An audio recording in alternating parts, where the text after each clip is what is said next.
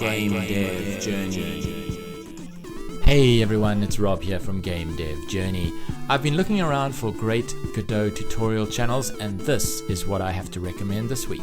Pickart is a 16-year-old game developer from Germany. He makes games with the Godot engine, and his video for beginners who want to get started making games is truly inspirational. It's short, sharp and to the point, and gives you all the tools and motivation that you need to get started. What are you waiting for? Head over to Finn's channel and subscribe, and then get busy making your first game already. I saw Aldo's demo footage of the portal effect which he had got working in Godot, and I just had to share it with all of you. First of all, who doesn't love portals? And secondly, that this same mechanic can be achieved in Godot is simply delightful. Aldo has tons of info on achieving this effect on his channel, so if this is something that you would be interested in learning about, then head over there now and subscribe.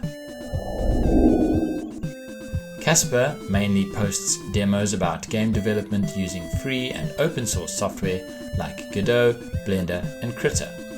I really liked his video on how to animate the skybox with clouds in Godot using Critter and flow maps.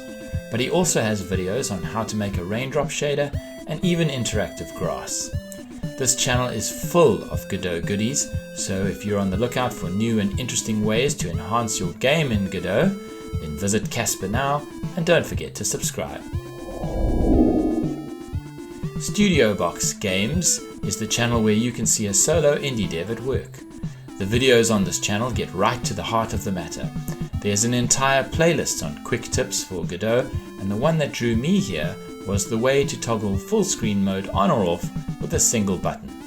However, the devlogs of the games that are being made are also extremely interesting, and the time lapse really holds your attention. Check out Studio Box Games now and subscribe so you never miss another video.